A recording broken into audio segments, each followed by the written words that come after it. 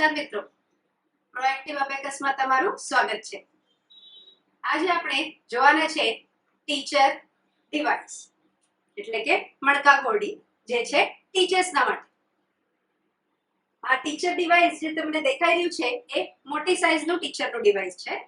વિદ્યાર્થીઓને બાળકોને આપણે નાની સાઈઝનું ડિવાઇસ આપીએ છીએ, પણ ટીચર ડિવાઇસ શા માટે મોટું રાખ્યું છે એનું કારણ એ છે કે વિદ્યાર્થી આપણા ક્લાસમાં આવે તો એને ફર્સ્ટ બેઠા હોય તે લાસ્ટ બેઠા હોય ત્યાં સુધી એ બાળકને આપણે ડિવાઇસ ઉપર શું ગણતરી કરી રહ્યા છે, કેવી રીતે ગણતરી કરી રહ્યા છે એ એને દેખાય એ માટે આપણે આ અબેકસ મોટી સાઈઝનું અબેકસ રાખ્યું છે।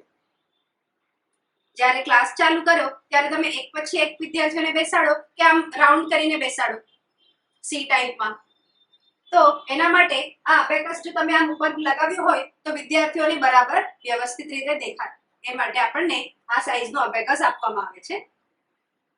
તમે જોઈ શકો છો અબેકસ જે આપણને દેખાય છે લંબચોરસ દેખાઈ રહ્યું છે।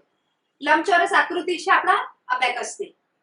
પ્રોએક્ટિવ અબેકસની આ જે ફ્રેમ છે એ લાકડાની ફ્રેમ છે। એમ અલગ અલગ ફ્રેમ પણ આવે છે, પ્લાસ્ટિકની કે ફાઈબરની પણ ફ્રેમ હોય છે, પણ આપણી પ્રોએક્ટિવ અબેકસમાં લાકડાની ફ્રેમ છે। તમને લંબચોરસ લાકડાની ફ્રેમ દેખાઈ રહી છે, જેમાં તમને આ બાર જે દેખાઈ રહી છે, જે આડી લાઈન જે જોઈ રહ્યા છો તમે, એને હોરિઝોન્ટલ બાર કહેવાય કે એને વેલ્યુ બાર કહેવાય છે। હા, આ વેલ્યુ બાર જે બારના લીધે આ જે મોતી તમને દેખાઈ રહ્યા છે એ નીચેની તરફ અડધા મોતી અને ઉપરની તરફ અડધા મોતી દેખાઈ રહ્યા છે, બરાબર? ઉપરના જે ભાગમાં છે એ તમને એક જ મોતી દેખાઈ રહ્યું છે, એને અપર ડેક કહેવાય, એમાં એક જ મોતી દેખાઈ રહ્યું છે। અને નીચેના ભાગ જે છે તેને લોઅર ડેક કહેવાય, જેમાં તમને 4 મોતી દેખાઈ રહ્યા છે। એમ તમને 4 મોતી દેખાય છે। અહીંયા જોશો તો તમને આ વ્હાઈટ બિંદુ એટલે આ વ્હાઈટ ડોટ દેખાઈ રહ્યા છે, જે 5 ડોટ્સ છે અહીંયા આપણી પાસે 1 2 3 4 અને 5। એમ અહીંયા 5 ડોટ્સ આપ્યા છે। શા માટે આપ્યા છે? કારણ કે આપણું યુનિટ પ્લેસ છે, એટલે આપણું એકમ સ્થાન છે।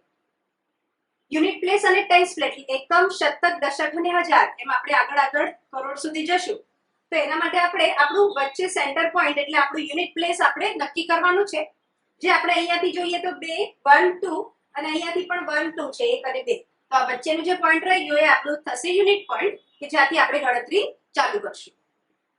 તો આપણા પ્રોએક્ટિવ અબેકસમાં આવી રીતે તમને મણકા ઘોડી જોવા મળે છે। આ યુઝ કરીને આપણે વિદ્યાર્થીઓને અબેકસ શીખવાડશું। અહીંયા જે બે પાર્ટ્સમાં તમને દેખાઈ રહ્યા છે રોડ્સ કહેવાય છે એને, આ જે લાઇન્સ દેખાઈ રહી છે એ બધી 13 રોડ છે આપણા પ્રોએક્ટિવ અબેકસમાં। તો આપણે કાઉન્ટ કરીએ 1 2 3 4 5 6 7 8 9 10 11 12 અને 13।